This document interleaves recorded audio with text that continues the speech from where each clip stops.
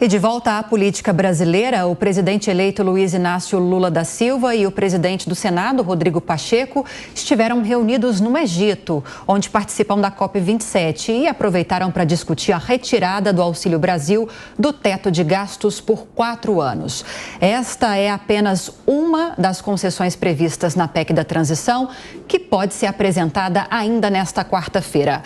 O valor que vai ficar fora do teto de gastos e o tempo de validade dessa licença para gastar ainda enfrentam resistência, principalmente na Câmara. E sobre o tema, a gente conversa agora com o deputado federal, doutor Luiz Ovando, do PP de Mato Grosso do Sul. Deputado, bem-vindo e bom dia.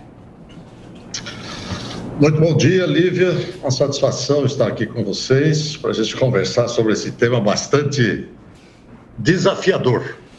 Exatamente. E justamente como eu disse, né, deputado, o tamanho desse furo no teto e a duração que essa medida vai levar, se por 4 anos, por 1 ano ou de forma permanente, ainda gera muita divergência no Congresso, Câmara e Senado. Como o senhor e o partido do senhor estão se posicionando nessa discussão?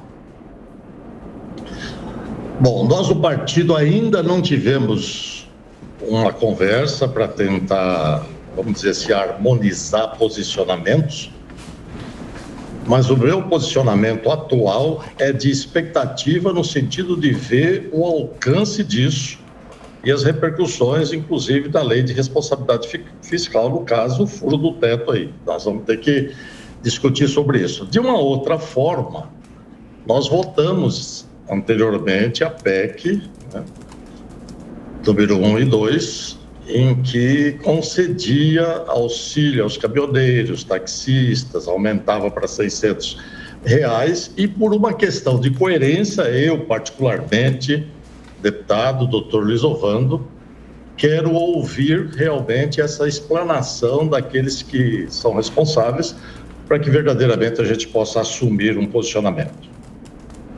Agora, Roberto Mota. Bom dia, deputado. Eu gostaria de saber a sua opinião sobre as manifestações que têm ocorrido. Mota, eu sou da área médica. E em medicina a gente não fica com dúvida. A gente parte para o esclarecimento. E o que a população está fazendo é que há uma suspeita de fraude pairada no ar. E a população não quer isso. Eu quero crer que essa eleição, ela precisa ser esclarecida. Então, eu acho de fundamental importância o posicionamento da população se manifestando e querendo que os responsáveis pela lisura do processo venha a público e diga, olha, isso aqui é verdadeiro e mostre fatos. O que eu acredito não vai acontecer, infelizmente. Simplesmente porque se nós fizermos uma análise histórica, nós vamos ver que essa questão, ela vem desde 1999, quando foi proposto pelo Roberto Requião, senador, para que existisse materialização do voto. Isso foi aprovado, foi implantado em 2002 e aí criou-se no caminho desse voto impresso aquilo que nós conhecemos por ADIM, que é ação de inconstitucionalidade, e muitos argumentos foram colocados, chegou-se inclusive à situação da PEC 135 e que os ministros, contrariando a Constituição, foram fazer política, inclusive na própria Câmara, para poder pressionar deputados e senadores que tinham alguma pendenga jurídica para que não votassem a favor. E muitos que eram a favor do voto impresso, a materialização, eles acabaram, inclusive, mudando o seu posicionamento e a PEC 135 não obteve o número suficiente de votos dos 3/5 necessários.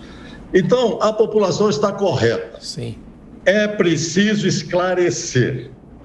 Nós não podemos chegar a uma condição de aceitação em que acredita-se numa votação séria, honesta, mas que, na verdade, pela ação do Supremo Tribunal e também do TSE, a colocação do presidente, do caso aqui agora, entre aspas, eleito, devido a essa dúvida, ao invés de ser, na verdade, ele foi colocado, ele foi nomeado pelo Supremo, ao invés de ser verdadeiramente eleito. Então, eu acho que está correta a manifestação. Deputado, na sequência, a pergunta de Amanda Klein.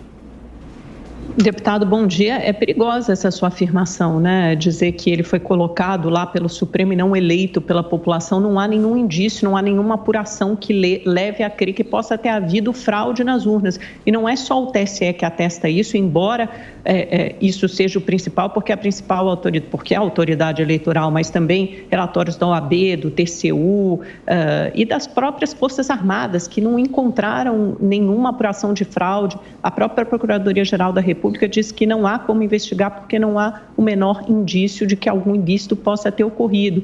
Então, sim, eu acho que o povo brasileiro as urnas eletrônicas vigoram há 25 anos, elegeram 99 deputados do PL, elegeram aliados do presidente Bolsonaro para governos estaduais em Minas, Rio, São Paulo. Quer dizer, eu acho que é uma prova da lisura do pleito e isso parece muito um choro de perdedor, mas que resvala sempre para atos antidemocráticos e de cunho golpista. Então, acho isso bastante preocupante. E no universo político, todos os presidentes de poderes, inclusive o presidente da Câmara, Arthur Lira, que é do seu partido, reconheceu imediatamente, foi o primeiro a reconhecer a eleição de Luiz Inácio Lula da Silva, inclusive já se encontrou com ele. A minha pergunta para o senhor é a seguinte: no seu partido, no PP, o Lula já deixou claro que o PT não deve ter um candidato à presidência da Câmara, o PL colocou-se na oposição. No seu partido, Progressistas, pode haver uma parte da bancada, pelo menos, que vote com o governo ou faça parte, eventualmente, de uma bancada do governo eleito?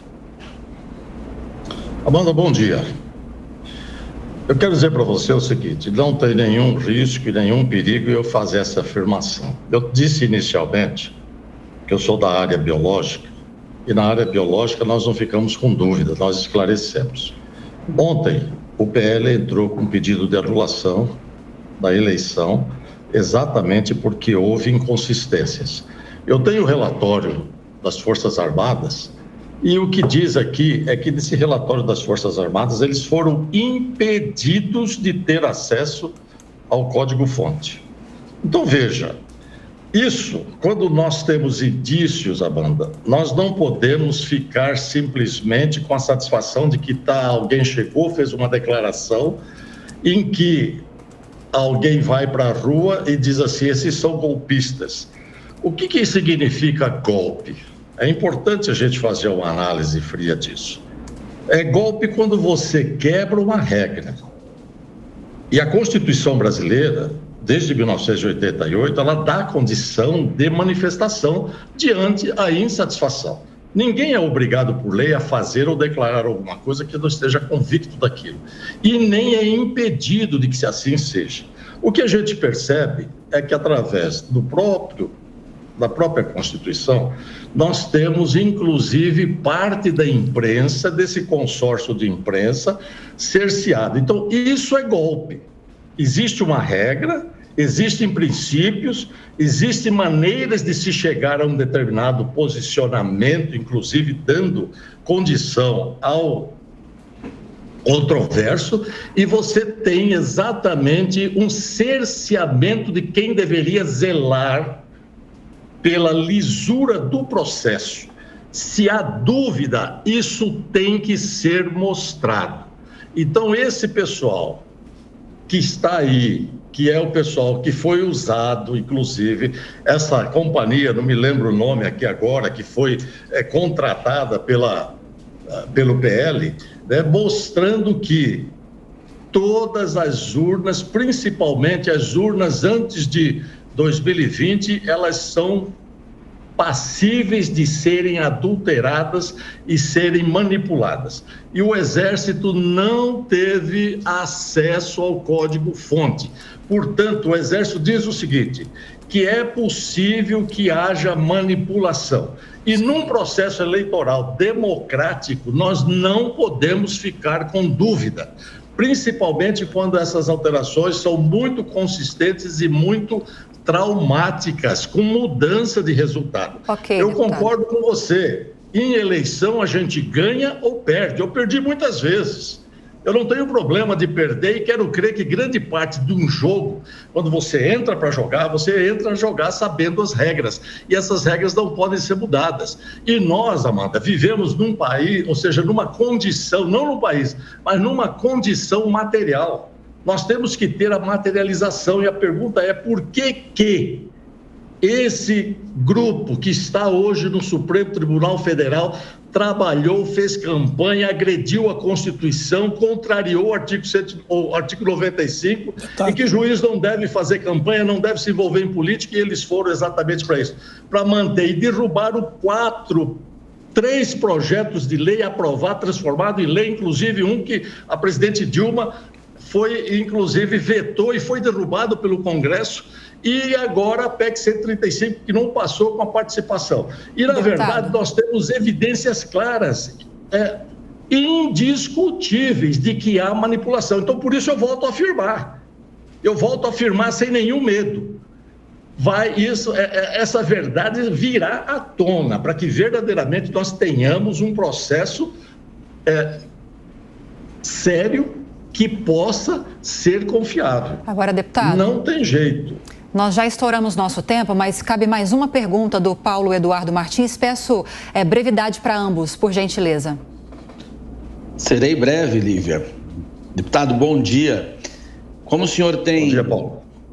Tem visto, eu queria ouvir a sua opinião sobre esse cerceamento de mandatos de deputados, com as redes sociais, deputados que têm aí a imunidade parlamentar garantida no artigo 53, estão tendo as suas redes sociais bloqueadas. O senhor se sente seguro plenamente sobre o que diz a respeito de não sofrer algum tipo de punição? O senhor se sente amparado pelo artigo 53 da Constituição? Olha, eu acabei de responder para Amanda, né, dizendo que isso é golpe. Quando você cerceia a liberdade, o artigo 53 diz que você tem autonomia para dizer, você não é imputável em relação àquilo que você fala, com responsabilidade naturalmente, obedecendo aos códigos civis e penais que existem no país, né? Diante daquilo que está colocado, isso aí é quebra, né? Isso é golpe. O que o Supremo tem feito é golpe, né? Eu vou dizer para você pode olhar para mim, eu não sou jovenzinho, eu não tenho muito mais coisa a perder, eu tenho compromisso com a verdade, eu não sou sofista, eu não faço discurso para agradar nem para emocionar. O meu posicionamento é um posicionamento de resgate da verdade, daquilo que verdadeiramente acontece e está acontecendo. Então, o que eu estou falando aqui certamente vai parar no Supremo, vai para o TSE, vai para quem quer que seja. Mas eu estou amparado pelo artigo 53 e quero crer que os meus pares da Câmara, depois daquele erro absurdo de ter condenado o Daniel Silveira, eles devam reconsiderar. E se eu for preso, eles devem me soltar, sem nenhum problema. Acabamos de conversar com o deputado federal doutor Luiz Ovando, do PP, Partido Progressistas do Mato Grosso do Sul, falando sobre a PEC da transição e analisando as manifestações no 15 de novembro. Deputado, obrigada pela entrevista e bom dia. Muito obrigado, Lívia. Obrigado a todos vocês. Satisfação.